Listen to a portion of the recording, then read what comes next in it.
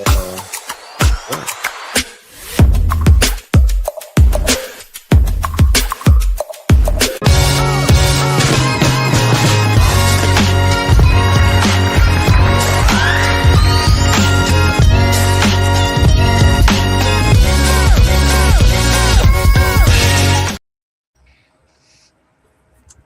and welcome. Thank you so much for attending today. This is EVU Live, Ideas That Scale. This is our finale.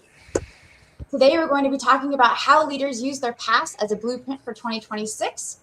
So we're going to have this conversation that every leader needs. If you'd like to learn about each one of our characters here that we have, or characters might be the wrong word, but it is a bunch of boys. It's probably the right word, actually. Yeah, the characters is probably the kind word, actually. Okay. Well, I've gotten to know these guys over the last 2+ years. Oh, and Justin's here.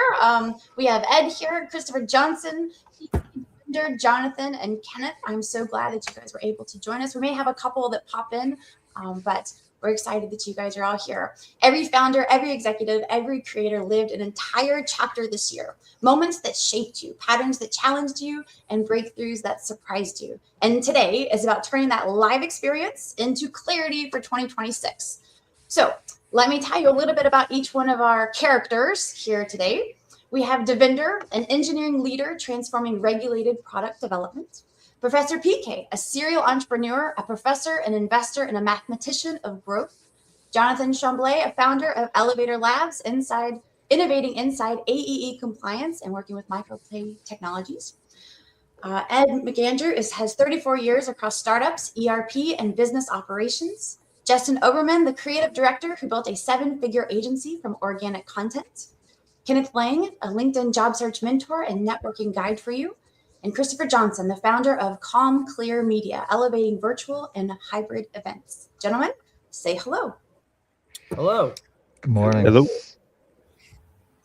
All right, so we're going to have very different journeys today, very different blueprints that will come out of each one of these gentlemen. And so I'd like to transition and jump in with the first question that's going to anchor the entire conversation. What was the biggest lesson, gentlemen, of 2025 that you were taught as a leader? I'll volunteer to go first. Okay. My lesson this year was gratefulness, recognizing what I'm grateful for. During the holidays, for some people, it can be a challenging time. And in those scenarios, I hear from the wisdom of those older and wiser than myself that focusing on what you're grateful for can bring warmth in a cold time. So I'm grateful to be surrounded by talented people. I'm grateful to share a voice with other strong and passionate voices.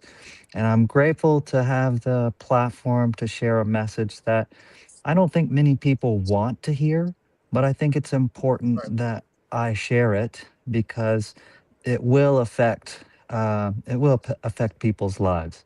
And the better I am at communicating that message, the easier it will be for people to hear it. And so I'm grateful to have an open mind to be able to change my own communication and be able to share it in a way where people can accept it willingly and with desire. Good. Jonathan, tell me about what has helped you to get there. What were you listening to? What were you watching that has brought you here? Sure. I have spent the last couple of weeks with family, and my family comes from a rural or agrarian lifestyle. They enjoy the simple pleasures of horses and animals and growing their own food. And where I would normally spend my time, it's the opposite. I live in Tempe, Arizona, where we celebrate the accelerationism of technology and new research and new findings and benefiting from the infrastructure investment by the CHIPS Act. And so having friends in semiconductor manufacturing and data center operations, it gives me a very different perspective about what construction and construction technology looks like. But it's very easy to get overwhelmed when you're trying to keep an ear open and a mind open for the possibilities of the future. It's very easy to be overwhelmed by the potential fears or negative biases about what the future of technology could hold. And so being in a place where I'm reminded that not everyone sees technology as the same opportunity is refreshing, and it helps me ground myself in a gratefulness to be exposed not only to thought leaders in the technology space, but also the wisdom of elders who don't embrace technology as quickly as everyone else. Yeah, I'm gonna have Devinder follow up on that because he's in this mode of wanting to help people to remove their fear of AI, deep tech. Devinder, how are you being able to communicate the message in 2025, and how is that going to help you in 2026 to be able to remove that fear of people with technology? Yeah, I'd say I'm more in the business of trying to get people at terms with what's out there. Knowledge, in my opinion, helps a lot. Sometimes there are certainly aspects of AI and technology that are terrible, and there's so many that are instrumental for success. And to have all the information in front of you allows you to have more informed decisions and keeps you from having that like lifelong FOMO around like, what am I missing? And so the goal is really to inform people to find humanity in tech where we can and try to enhance the things that we think are really, really great about technology, while being aware that there's some really terrible things about it. There's environmental impacts, there's societal impacts, there's so many things that can go wrong, and it's kind of on us to make it better. But how do we do that without just completely freaking out about Well, we've had Michael join us here on the show. He's a multi-sector building leader in AI-powered proposed intelligence, recently having an acquisition. Michael, how has 2025 taught you as you're going to become a leader of 2026? Hi, Nikki. Hi, everybody. I'll just get you right from the beginning.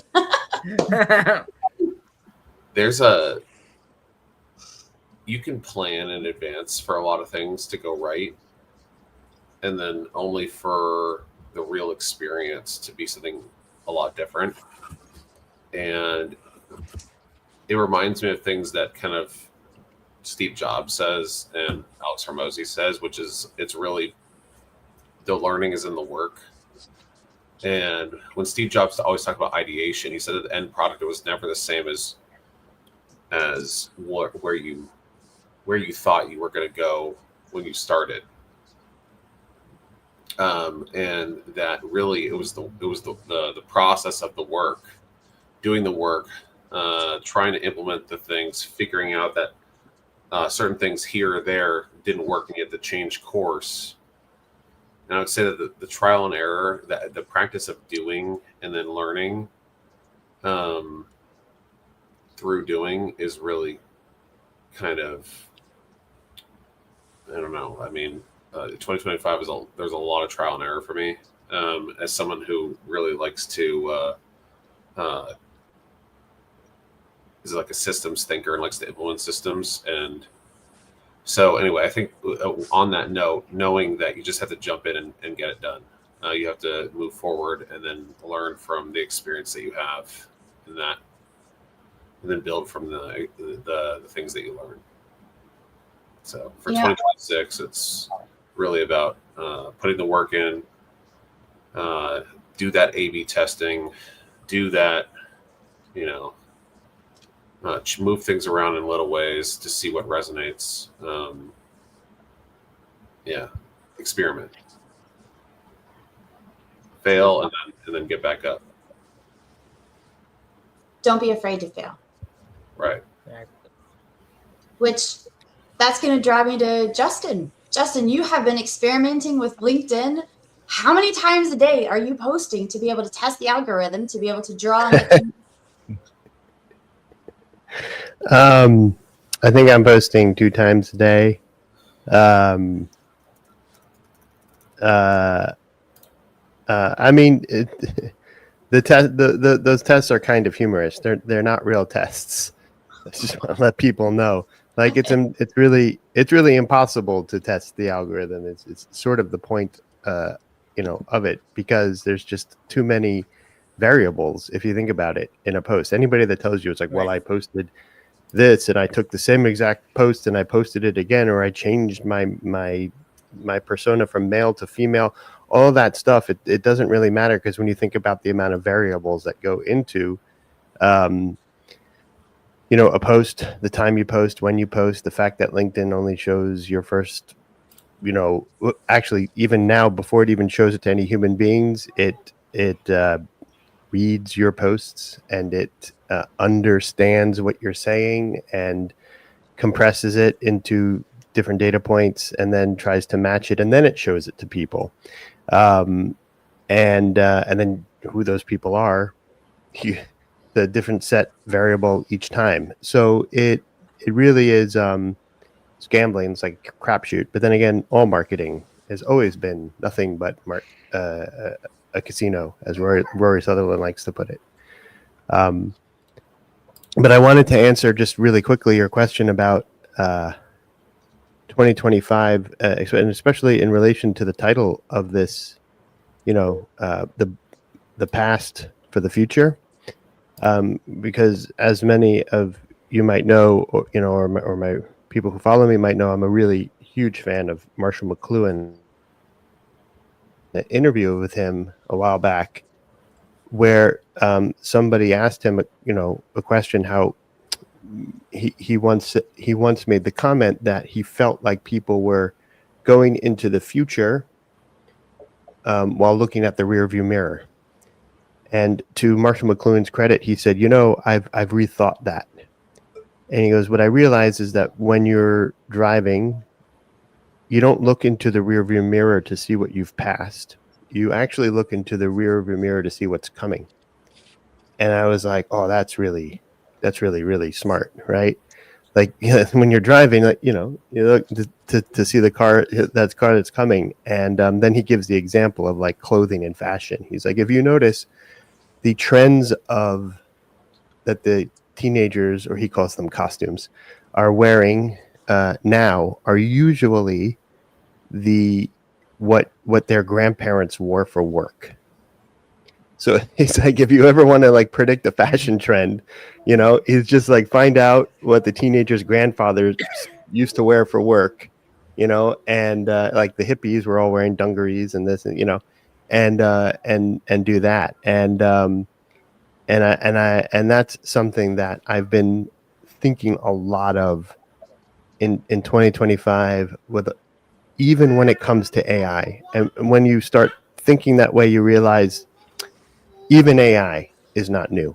Like, even a lot of it, like you can when you put it into that sort of frame, you can see a lot of things that are already happening, etc. Stuff like that. And how is that going to shape you as a leader?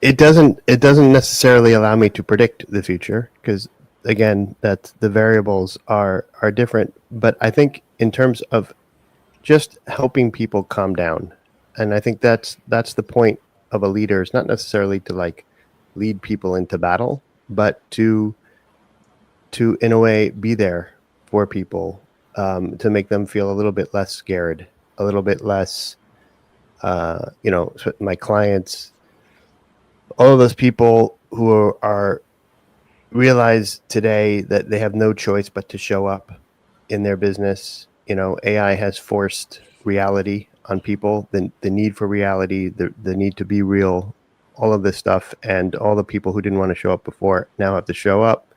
And so it's allowed me to help calm people down, and to give them the courage that they need to, in a way, be leaders themselves. I'm a weird type of leader in the sense that most of my clients are leaders more powerful than me, right? So it's like it's an odd job. It's a noble job. You become the Barnabas, the one that walks beside them as they Yes. serve. Yeah, exactly. And speaking of Spoke like calm, a true philosopher, Justin. Thank you. Yeah, is he talking about this driving analogy? You got to watch your rear view mirror if you're slowing down, but if you're speeding up, you got to watch your front view mirror. It all depends upon what speed at which you're driving and what speed at which the traffic is on. If you're slowing down, you got to watch what's the rear view mirror, because those are the guys who are going to overtake you, and those are the ones who could hit you. So, and if you're traveling fast, you got to look at what's ahead of you, right? It's beautifully put. If I may steal an extra couple of seconds, Nikki, and I agree with what Jonathon and Justin said today. Jonathon started off with gratitude. I think that's an amazing, especially the end of the year. We got to look back at this 1 year. This is not 1 year. 2025 is not 1 year. It's 5 years packed into a single year. That's the amount of change that AI, good or bad, has brought into our lives. It's going to change our lives like nothing ever before. And this world is full of and fortunate to have Dave as well on the training side of things, and I'm also a professor and trainer. So whoever can bring in clarity into this chaos, have a lot of play, and along with marketing and with Nikki, what you're doing, and what Justin is focused on. I think it's going to be an amazing next exciting 10 years of our life. But the next 2 years is going to be the most important, significant 2 years of our life. Whoever makes inroad in these 2 years going to gain, but those who don't are going to be left behind. So we first have to be grateful that we are at least in the corridor of interest and importance. AI and marketing. thank you. Yeah, I want to go into the calmness, and we can see it right in his title with Calm, Clear Media. Christopher is the one that brings calmness to the room. We did a live before, and his tone, the words that he speaks and communicates are very soothing. So Christopher, tell us about the biggest lesson that 2025 has taught you as a leader, as you are bringing a room full of calm. Well, thank you very much. One of the biggest lessons from 2025 is clarity in communication. So I work at the intersection of people and technology. So people are their two biggest fears: public speaking, okay, and technology. And when you combine those, there can be a lot of angst. The way I work with clients is through clear communication, so that we understand what's going to happen and what's going on. And that clarity informs how the event goes. Because, all right, we've all been on calls or lives or various platforms when technology took a turn that we were not expecting. How people handle that in the moment, well, that's where I operate. You know, having the client know, it's like, all right, I know something just happened, but we talked about this beforehand. I'm sure he's working on it and we can continue. And yeah, trying to keep the calm and have that to be an embraceable thing. It's like, oh, I don't have to worry about this. Somebody's already taken care of it. So clarity in communication, clarity around what the event is going to be, what the expected outcomes are, and, you know, clarity. So clarity and calmness. Mm-hmm. Absolutely. Chaos is when there is not clarity and there is not calmness, and things just don't move forward. when there's chaos. But if you can stop, if you can slow down, if you can, all right, look through the windshield, see where you are, look in the rearview mirror, see what's coming up behind you. Where are you in this moment? What do you need to do at this moment? That requires clarity, that requires calmness, so that you can avoid or minimize the chaos. Mitigate. Mitigate the chaos. Absolutely, definitely. Kenneth, I'd like for you to go first. Thank you, Christopher. I appreciate that. And I'm actually going to borrow that word for my 2026. Clarity is my keyword, actually. Kenneth, tell us, what is the biggest lesson that 2025 taught you as a leader? Well, one of the things I learned a lot about is challenging some of my past assumptions. I went into the year thinking certain things, and as the year evolved, whether it was AI, whether it was LinkedIn algorithm, whatever it was, I found a lot of what I assumed to be the case not to be the case. And that came in part from listening to other people, from attending events. You know what happens when you assume? And I made a lot of assumptions along the way. And the more you learn from others, the better person you can be. And then I wasn't so rigid that way. I think it's very important to understand that you don't know everything, but at the same time, you have to know why you need to know certain things. And I think the more times we spend with people in different spaces, the better. It's okay to not know stuff. AI is all around. I don't claim to be an expert in AI. I know enough to kind of get my feet wet. So I'm going to ask other people, but I'm going to ask people the why. Why is AI important? What should I know about it, and why should I take advantage of it? I think a lot of us are so caught up with the AI doing things for us. It can be the best thing in the world as long as we know how to use it properly. And that's an assumption that I had to rethink. So when I go into 2026, I'm going to not make those assumptions anymore. I'm not going to assume I know things. I'm not going to assume certain things about certain people. And that goes to networking as well. It goes to learning from people. It goes to understanding people. And the more you learn, the better. So that's one of my lessons from 2025 that I hope to take into 2026. I mean, you talk about, Christopher Johnson talks about the calm, clear, that whole process. I have been all over the place at times, and I've had to rethink why I'm doing things and be much more intentional. Although I hate that word after a while, I think, but that kind of speaks to what I'm going to be doing in the coming year. So would you say your word is going to be intentional? I think everyone else has used that word for the most part. So I think it's like going to be one of those top 10 words that you're going to wish you don't hear anymore. So I think if I had to think about a word, it would be probably more empathetic. I use that word a lot as part of my brand, but it's going to be even that much more empathetic and understanding of what's out there. Well, thank you. Very, very well said, Kenneth. Thank you. And Ed, please tell us, what does it look like for you in 2026? What does 2025 taught you as you're going forward? Well, Nikki, I mean, you put me behind all these great men. I've got to be, I got characters. I got to be the cleanup hitter, to kind of bring it home and put a bow on it. No. First of all, thank you, Nikki, for having me on here. It's we've talked before. Actually, what 2025, I really started leaning into positivity, the positivity aspect. All these great men have been talking about AI and things of that nature, and I use it myself in my work and some of the things I do.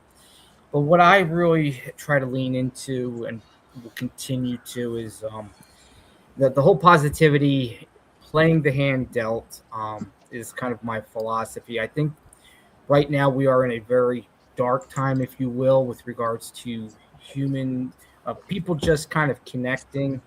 On LinkedIn, people that follow me know, I called it the fam as a family. All are accepted, and we accept everybody. And it's to keep positive, because I think people have missed a positive connection, and I kind of really hammer that home. And also along that line, playing the hand dealt, as I think Anybody who follows me knows. I don't know if anybody on here knows. I'm a 4'2", 56-year-old little person that has chronic stenosis. I got to play the hand dealt. I have a choice, and this is what I try to. I don't look for empathy. I don't look for sympathy. I don't look for pity. I look to share my story. I get out there every day, and that's what I try to. That's what I want. To kind of reiterate to people. Where you are today is not where you're going to be tomorrow. It's not where I am right now in 2025. I'm going to be somewhere different in 2026. Our hand is continually to change. And if I can be, being a life business Sherpa, I've started using that analogy. If anybody's familiar with climbing Mount Everest, I've never done it. I've just seen movies. I actually know one guy who has summited Mount Everest. But anyway, the Sherpas are there to take the climbers up, but they can't climb with them. They can't climb for them, excuse me. They can't climb for them. The climber must do it themselves. The Sherpa is there for guidance. And that's kind of like I'm a business consultant in the manufacturing arena, systems. And that's kind of how I see myself, for my business and life. I can kind of give you guidance. I can kind of tell you what might work, what might not work, but I can't do it for you. And that's, the whole thing. And that's, playing the hand out, I came up with this theory. It's called wearing your cap. And it's 𝐶𝐴²P². And I said, put your cap on type. It stands for consistency, agility, acceptance, positivity, and patience, all of which will get you to the next level. Without any of those, we really can't. And that's kind of just what I'm going to keep building upon that and keep reiterating that. And, as I end all my posts, smile often, stay positive, smile often, smile always, and laugh often. Because really, if you can't laugh and love yourself, who can you really laugh and love at? And so that's kind of my message as we close out 2025 and as we roll into 2026. Just keep playing it to the best you can. Even a small step forward is a step forward. Thank you, Ed. I'd say that many of these gentlemen on here have been a part of businesses, or you have helped careers in your regard, Kenneth. You've seen people change, and you've been able to amplify their voices. I'd like to get a little bit deeper now. We've got some opportunities to talk about the unexpected advantages that you've had because of the place that you are in the world, because of the place of your experience and your journey is. How, as part of your past, as you look in your rearview mirror, how is it also going to give you an unexpected advantage going into 2026? And Justin, I'll start with you. Yeah. This is what I talk about. It's not always the prettiest thing to talk about. A lot of people find this icky and disgusting. And I forgot last time to say what my word of 2026 is, and it's a great word. It's verisimilitude, which is a word which essentially means the appearance of truth. And I think it is one of the most important words in marketing, believe it or not, and also the most forgotten. And it really is that it sounds disgusting, but it's that the appearance of truth is more important than the truth itself.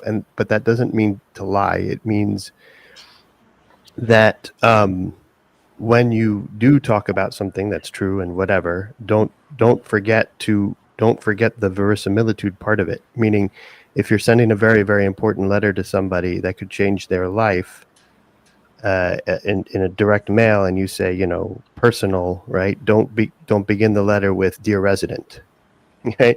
Because then that no matter what else is in that letter could change the person's life, but the verisimilitude, the appearance of truth, has vanished, and so it doesn't matter how true something is when the verisimilitude is not there. And so my position, right, is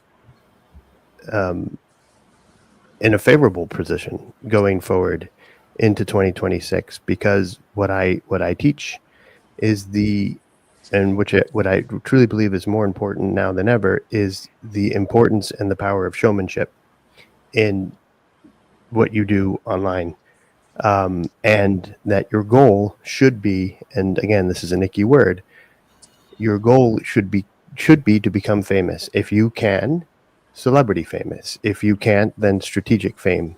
And the reason why simply is because the more famous you are, the more people know who you are, the easier everything else becomes. It's right. And again, I use 𝗬𝗃𝗃𝗀𝗃, who put this really succinctly when he talked about how all of a sudden he has been thrust into the spotlight on TikTok.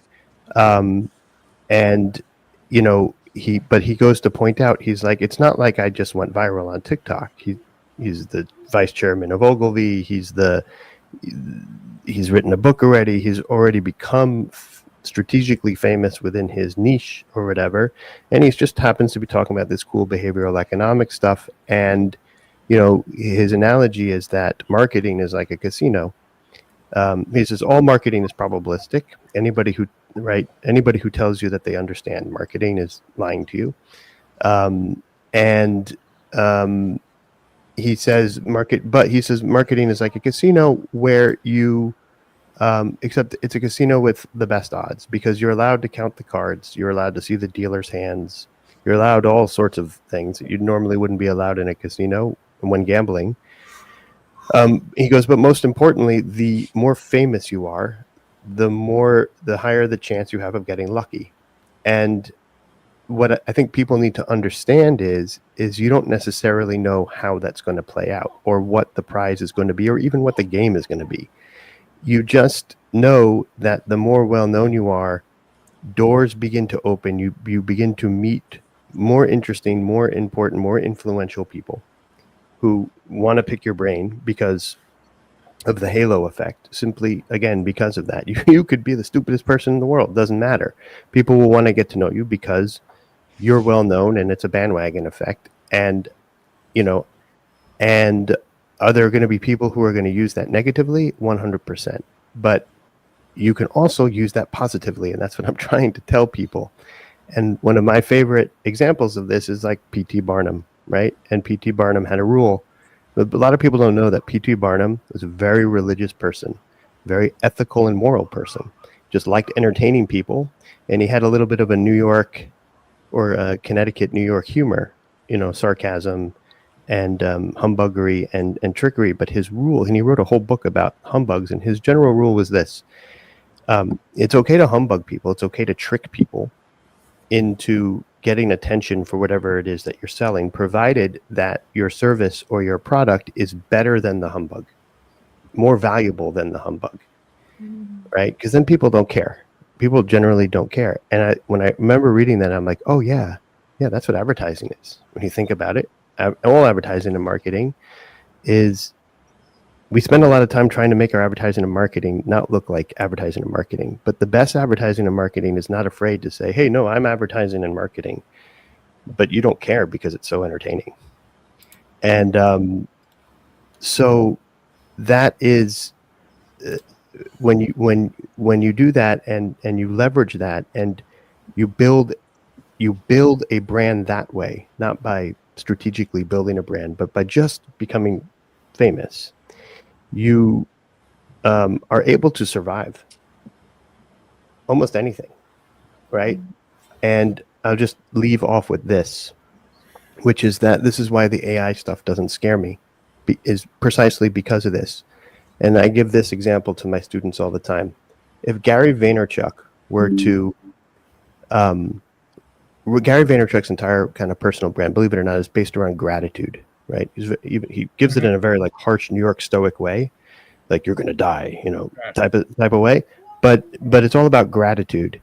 And if he were to go write down, go to ChatGPT and say, give me 365 aphorisms about gratitude, and without even looking at them, copy paste them, schedule them in later, and post them every day, he'd get millions of engagements on each one. Now imagine if at the end of that year, Gary Vaynerchuk turned around and said, oh guys, you see how easy this was? Use my AI. You know, you don't even have to like think anymore. You just ask AI to do this and then you post it. He wouldn't do that. Why? Because it'd be disingenuous. Because the reason why those posts did so well had absolutely nothing to do with AI. It had to do with the fact that Gary, for the past 20 years, has been building his brand and becoming famous and doing these things, right? And when you build that relevance and you build that fame and you build that level of whatever, you, in a very I said I like Marshall McLuhan sense, you can then use AI to extend that, to amplify that. But if you don't have that and you use AI, then you're amplifying like the boogeyman, right? Like AI plus boring equals faster and better boring. Not to say that you can't use AI to find yourself and stuff like that. I'm not anti-AI. Just want to make that clear. But the fame and the relevance thing helps you not just survive hard economic times, not just helps you survive algorithm changes, not helps you, but also helps you to survive technological changes like AI and stuff like that as well. So that's my answer. Thank you, Justin. To be able to best pair you to go forward in this conversation would be Jonathon, who has watched technology evolve. He is one that has been involved in crypto and in blockchain. I believe that gratitude word that you kept bringing up, he can attest to that.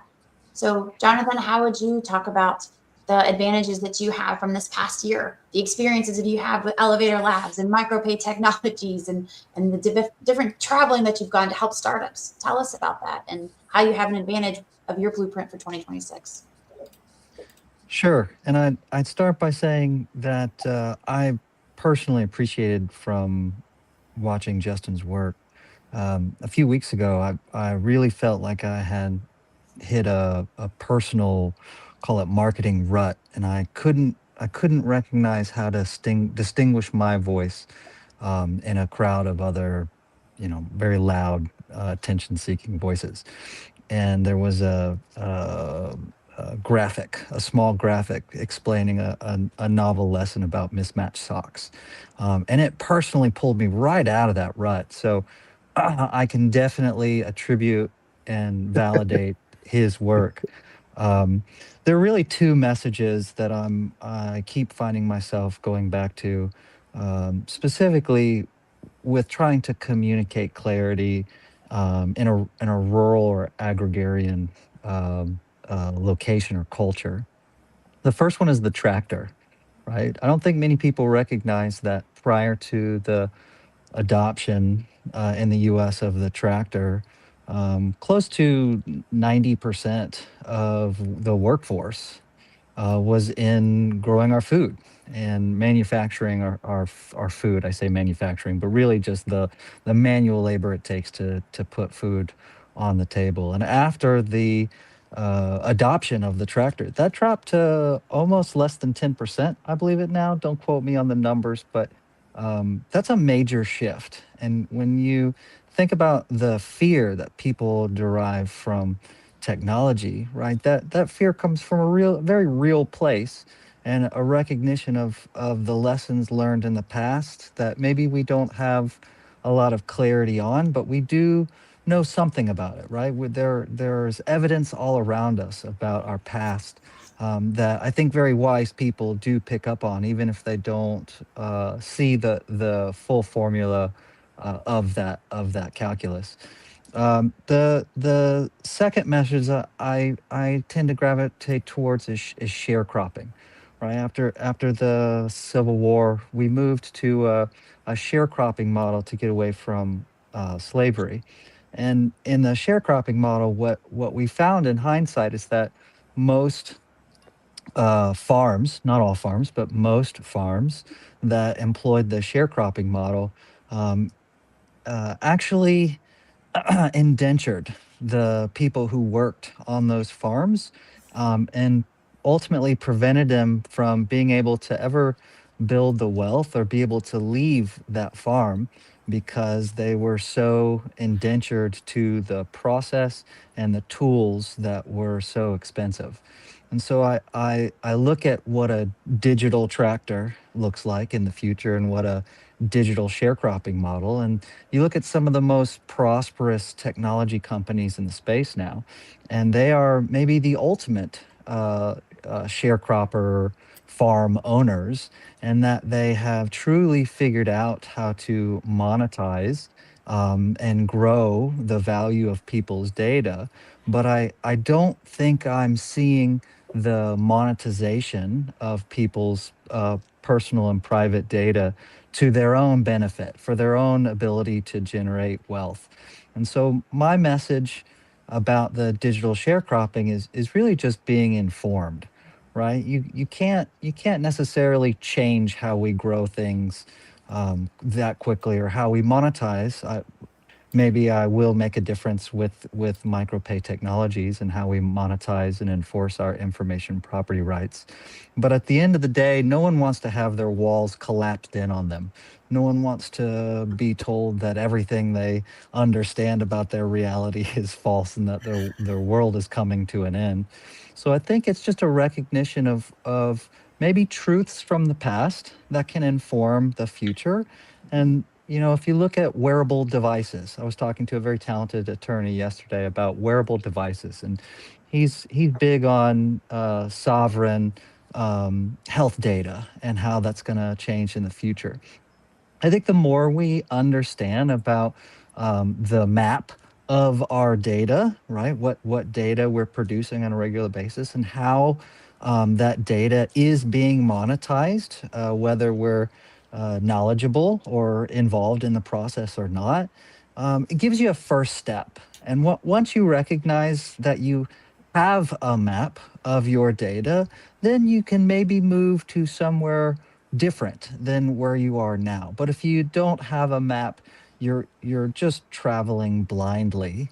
And I don't know if you'll ultimately find where you want to be traveling blindly. So I would encourage people to inform themselves, educate themselves. There are magnificent tools that are free that can do excellent work in education, but really understanding our digital footprint and the amount of data that we're producing from our personally and professionally. And when you open up your mind to understanding how that data is being monetized and the legal repercussions and consequences of that data, then you might also see a new direction toward how you can monetize that. And for better or for worse, I see blockchains and crypto as basically just a different type of network, right? There's nothing new under the sun, but there are maybe novel ways to enforce information property and to monetize data. So in a micropay model, why don't financial institutions recognize the value of currency beyond 1 cent? And it's because it's difficult.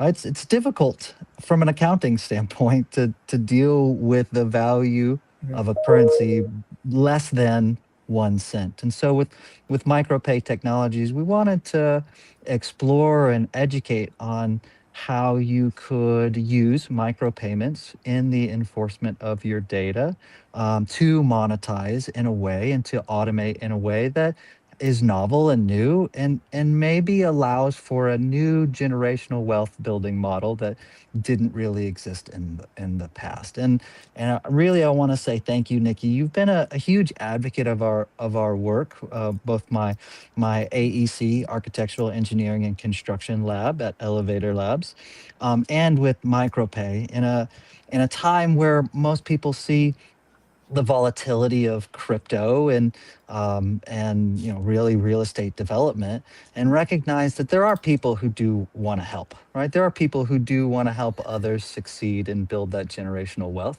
and it starts by learning how to communicate effectively, demonstrating a gratitude for the exposure and knowledge they have, and share that information in a way where everyone can benefit from it, everyone can grow, and not being the historical wrecking ball that I love to be and collapse people's understanding of their world around them, because ultimately it dilutes the message. Each one of you are dynamic. I enjoy promoting every one of you. So on our Emerging Voices Unite company page, to be able to take what you're saying and then repurpose it. Only a few times has it got me into trouble. Most recently. Sorry about that. Sorry about that. Sorry. I mean, But you're not alone apparently in that, so it's okay. It's good but company. It's truth, right? I mean, being able to share how do you say that word? What? The appearance of truth. Your word that means the appearance of truth. Yeah. Oh, verisimilitude. Similitude. Verisimilitude. Similitude. Verisimilitude. You're gonna have to practice The that. word of the day. The word of the day. Word of the day. Yes. We all learned something new. How about that? Yeah. Love it. Verisimilitude. Well, speaking of technology advancement, building community, guys, we have to lift up PK. PK has been on a journey. Many investments. I know some have excelled and some have not the way that you had dreamed of it. But man, your plans for healthcare and being able to take care of women, building that community, wrapped it around them. I don't know how many of his posts you guys have been able to see or been able to have a one-on-one conversation. But PK, tell us about the unexpected advantage that you have working in healthcare and creating these amazing communities with technology for these women. I would thank, I've been raised by two strong women in my life. So I'm eternally grateful. My mom was smart, but my grandma was clever. She always used to say, PK, dad works for the bank. I told her no when I was a kid. I told her no. He's a builder. He's in the construction business. No. He's a banker. I mean, he works for the bank. Why? Because he borrows money for his construction business, and then he works for the bank. He's repaying all that interest. So, and after a while, she was so true. And after a while, she used to say, it's not just he works for the bank. After a while, he was at the hospital as well, because he's working so hard to repay those principals and interest. He's going to lose health, and then whatever money he made, he's going to repay to the hospital. And the wisdom she said was, as long as PK, if you work for these two industries, you would do good. So that's all been my lesson and wisdom throughout. I worked for healthcare and I worked for banking sector, and it worked out well for me. Why? Because this world is full of doers who can teach and teachers who can do. I've tried to operate on banking-related training and talent transformation, and also in healthcare-related training and talent transformation, and building businesses in these sectors, connecting dots, opening doors, closing deals. And I had the opportunity of building solutions for women's health, especially healthcare in the US is broken. That broken word could be an understatement of this decade. And somebody needs to do something, a small change in that space. So I try and build solutions that will help lower the cost of care, and then try to remain behind the curtain. So far, but 2025 has been a defining moment in my life. I've kind of gradually realized it's important, like the other gentleman was mentioning, to promote yourself, get in front of the curtain, not behind the curtain. So I go by PK, P for Peter, K for Kingmaker. Because I can move away from my identity. I'm not a king. I don't intend to be a king. I'm just be a kingmaker. I'm happy about it. But getting visibility and promoting yourself and you've been great help, Nikki. I kind of very, you are the other woman, but extremely eternally grateful. Having women have a huge influence in my life. So I've built also solutions for preventive care for women's health. So it worked out very, very well, and they raised a lot of capital as well. So it's a huge success story. Yes, it is. It's really great to have been able to watch your journey. Thank you so much. Thank you, Nick. And I believe your heart has given you that competitive advantage, that you do care so much about the work that you do. Absolutely. And my wife is also a doctor, so I kind of had a pedigree of focus on my grandma was a medicine woman, and mom was a homemaker, like my wife. So I kind of have the trajectory. I manage 150 hospitals, 4,000 pharmacies, and 500 medical clinics. So it kind of helped me. That's one track.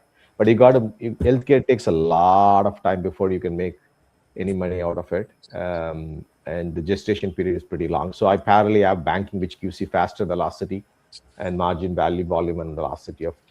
So I kind of balance for some reasons, she was such a grandma was such a woman. She kind of helped my strategy to roll and generate the necessary results. And remain true to your core, remain authentic, and because stay close to your identity. That way, because everybody else is taken, you got to remain original. So, yeah. When you speak of that, I want to give each one of you opportunity to talk, and that leads me into Kenneth, because Kenneth talks about authenticity. He's helping people to get careers. So here it is, you're helping women. Devinder's helping build community. We've got different one of these with your skill sets, but Kenneth, he is helping to build people's authenticity as they go to talk about their skill sets, their experiences, so that they could get that next job. So tell us about that, Kenneth. How do you have that advantage? Well, one of the things that's helped me out, I can say that in retrospect, is I was in corporate for 30 plus years, and I'd lost my last job during COVID, and I've seen from that perspective what it's like, and it helps me understand not just the technical aspect, the emotional aspect. And one of the things which I find a lot now, especially, is a lot of people are looking to start their own businesses. So one of the ways I give back is I volunteer at SCORE, and I share my best practices with them. But it's also gotten me to meet some great fellow small business owners, and we've built relationships off the platform. Even an event like this, Nikki, you and I got together on Clubhouse way a long time ago, and I've known some of you for a short time, some of you for a long time. I'd love to continue conversations with people, because you never know where they're going to go. But more than that, you don't know who knows who.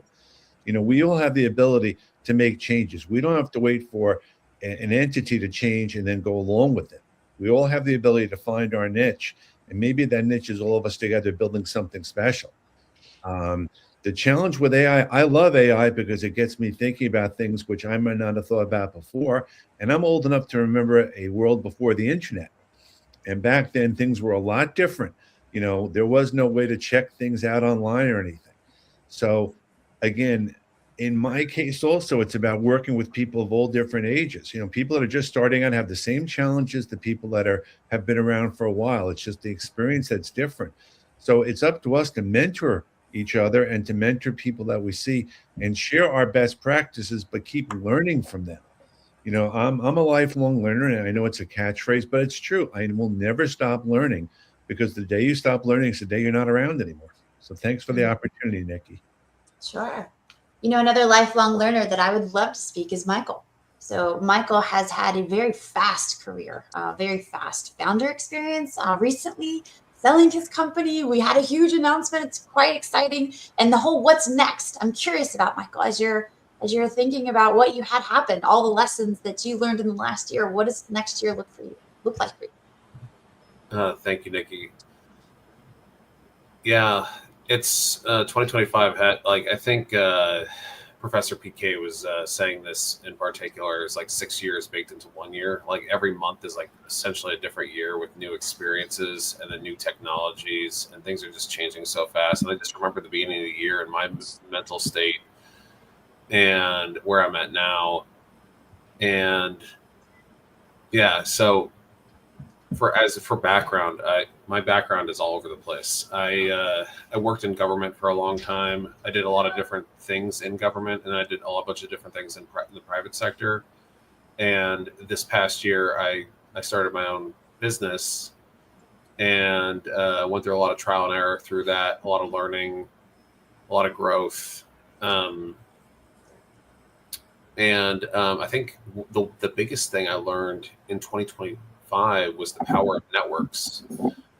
Really, how you can be amplified and force multiplied by people, and not just people that you hire as an employee and that work underneath you and that could do more work than you. It's like labor is a leverage, but people that you have relationships with and you cultivate friendships with who may be in a position to do things that you can't do, or that you've never even considered, or who have friendships or connections, and it's like every person that they introduce you to, and there's an automatic trust transfer where you meet them and they like you, and then they trust you, and then immediately, because they introduce you to one of their friends, there's this there's this unlock that happens where immediately you can be their friend immediately, and then you have access to that person, and then that person, and so it's almost like walking through a house, and there's all these doors, and there's like one big door, which is a single person, and then you walk through it, and then beyond it there's a bunch of other doors, and then they all open, and then everything provides new opportunities, and the amount of opportunities increases the more doors you go through.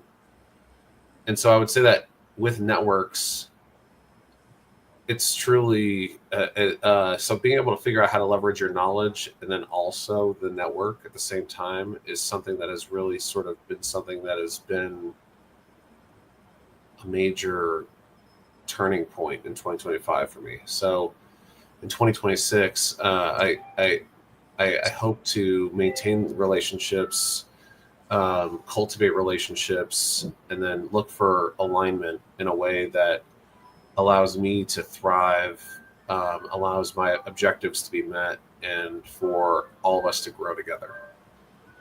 Absolutely. So spot on. Yes. I'm glad that Nick Larson introduced us. I guess, and Human introduced us. I guess we've been introduced by two different people to each other. Yeah. He said it. He said it beautifully, Nikki. It's transference of trust. And especially in the era of AI, your network is your net worth. And you got to get in front of the curtain. I've always been shy and stayed behind the curtain. That's not going to work anymore. The more, and at the same time, everyone else is taken. We got to remain authentic and real. I have this small formula, which is you have to be likable. If you are likable, if you can be lovable, that's great. And you also have to have resetability, because in relationship, things break. You got to be able to reset a relationship, be able to work with it. And if you can do that, then you can be investable. If you're investable, then you should be returnable. If somebody makes an investment, you should be able to give them back the returns. Right. Again, that takes us to the next stage, which is the scalability. We should be able to market ourselves more. That's where your contribution in this industry is going to be phenomenal in the years to come, 2026 in particular. How can you market yourself? Market me more, because you're not sufficient. You can't be not sufficient. It's not sufficient to remain within much. And so that we can have exponential ROI ability. That's it. You're onto something really big, Nikki. Onto something really big. You built your network trustable, likable, lovable, resettable, and you're giving space for scalability and ROI ability. So that's awesome. And yeah, looking forward to enriching 2026. I think the big difference between me doing what I'm doing this year and the previous year is I'm writing about it. that's the, like nobody really knew what I did, and they were like, "Oh my God, you're starting so many new things this year," and I'm like, "I've been doing this stuff pretty much all my life." But if you don't write about it, no one knows about it, and pretty much maybe like one or two of your friends do. And I think there's some truth to the fact that if you just write about what you do, you don't have to do, like, in my opinion, and this is maybe a little bit contentious, you don't have to do too much self-marketing, in the sense that, like PK said, if you're authentic, you write stuff, you can use your ChatGPTs to help you out, but your voice should be your own. And if you can do that consistently, you're good. Dave, I know I know you, and I know you're very authentic, and your message is also very clear. What you've done with AI Campus, absolutely unbelievable. Consistency as well with that, day in and day out. That's pretty awesome. Yeah, thank you. You yourself. You know, Michael made a good point that I'd just like to kind of piggyback on. He was talking about open doors. I usually use your circle of influence. You know, what I've realized, and one of the things I'm going to kind of even pay more attention to, is everybody's watching. Everybody's watching what you're saying. Devinder, kind of like you, over the past couple of years, I just started writing. I was not really, I had a lot of acceptance issues and things going on, but I started writing, and it's my form of journaling. And what I realized is that, you get people to comment, and then they share it, and then then they have their group of friends, I'll call them, or their network, and so on. It's kind of like, are you guys old enough? I know Kenneth and I are kind of in that group. I'm pre-internet too. The shampoo commercial, and she told two friends, and so on and so on. Does anybody remember that besides me and Ken? Yep. Google it. You guys will find the commercial. Anyway, that's the door analogy is great. I tell people, go share with your rings. But what I've noticed is that sometimes you sit there and you're questioning yourself. Is my message getting through? Is it the right message? Am I saying the right things? Am I connecting with the right people? We all have different messages. We're all trying to do something different, which is so great about this group, because we can all learn from one another. And I'm learning a bunch from all you guys, AI, personal experiences, networking, so on. But what I think is really important that we realize all the time, that even if they're not acknowledging it, even if you're not hearing from them, somebody's watching and you're making an impact. Because I know I had a guy reach out to me, and he just basically wanted to connect and just kind of, I'm kind of his coach. Nothing, not just I'm just kind of his sounding board for things. Then you get the comment, then you're posting on LinkedIn, and somebody says a comment, oh man, I come here every morning with my coffee and I like the good laugh, or I like the inspiration, and that keeps us going. And then whatever your message is, mine's, like I said, play the hand dealt. You have a choice. You can sit in the corner, suck your thumb, and give up, or you can stand up, suck it up, and walk through the fires, and you won't be there forever. And believe me, I do a lot of self-talk. That for myself. I believe in self-talk, and by doing that, you get through it. You aren't this show's going to be over. We're all going to go about our day. It's a moment in time, and we all have to realize that. Even the suck times are a moment in time, and you'll get through it. Your mind is going to tell you first that you can't, but when that happens, you just have to own your mind and get through it. So I think, the long and the short of it is, I'm going to continue learning. I think it was Kenneth who talked about learning. I love learning new stuff, whether it's I tell people, if I had Google and AI when I was in college, I'd probably been a straight A student. I would have been Dr. Ed McAndrew. No, probably not, but I think everybody's getting the point. I would have been a much better student, or maybe not. But no, I'm just going to kind of understand that people are watching, people are listening, and my message and the message I'm trying to send is getting out. Plus, like I said, I do not journal with a piece of paper. My journal is public. My journal is every morning, sometime between 6 and 7 a.m. My LinkedIn post hits, and that's kind of my journal entry for the day, and that's what I'm trying to do, what I'm trying to share with anybody who's following or listening. Thank you, Ed. We've gotten a lot of great knowledge here. We've learned from each other. I see you all each complimenting one another, and I hope that if you weren't connected before, that you connect now, and that you would be able to find some kind of synergy between one another. Synergy, I think, was a word we used a couple of years ago, but I'm bringing it back. Yes, okay. That's a good word, Nikki. Synergy. I like that. Thank you. So I'm gonna do like a shooting here. I want each one of you, for your 2025 self, to give them a 10-second memo, a voice memo that you would tell them, so that 2026 would have a little bit extra to build on. And this obviously is going to be a takeaway that our founders and executives and audience can be able to use for their own growth. So we'll start with you, Christopher. We'll see. 10-second note. Leaders aren't defined by the pressure they face, but by the calm they create. Okay. Jonathon, you go next. I started with gratitude, but I would end with the quality of mentoring. Being privileged to be part of a group of over 3,000 AEC professionals around the globe really gives me an exposure to thinking beyond my own. And so I'm continuing to have gratitude for that exposure. Love it. Kenneth, what would you tell your 2025 self? 10 seconds. I would tell my 20, you're only as good as your network. You know, you don't operate in a silo. You operate with as many good people, and the network makes you that much better.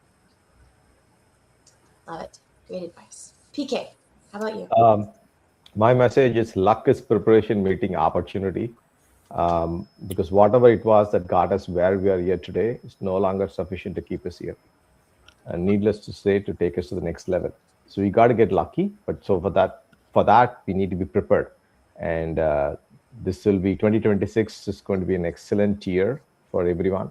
And I think because we are prepared now, a lot better than what we were in 2024. So we're all going to win, and do that smartly, do that responsibly, and do that with empathy and care for everyone. That's my message. I love it. Justin, how about you? You're on mute. 3 quick things. You can write things worth reading, but it's much better to do things worth writing about. Keep it simple, make it exciting, and lastly, start a Substack. I love it. Yes. Thank you so much, Justin. Ed, what would you say? What's your 10 seconds? What would be the advice? Keep playing the hand dealt. Be the trusted advisor. Build genuine relationships with people. Excellent. Love it. Michael?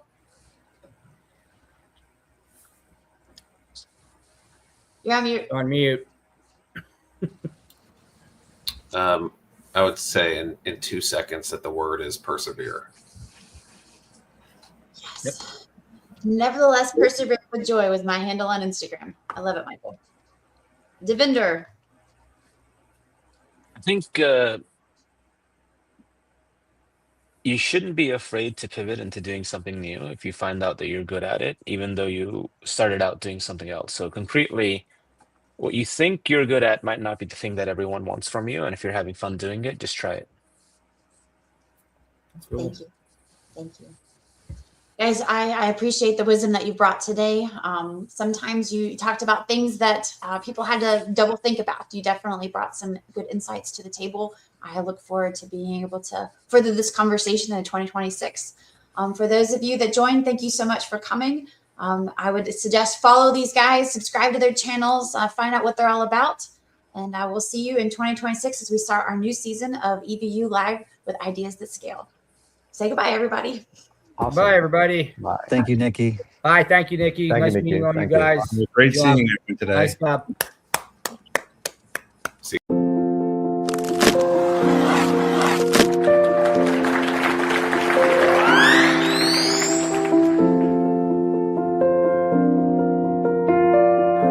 Our story. And just a quick background about me. For innovation, he champions human-centered. Understand that without a community, it's really hard to do.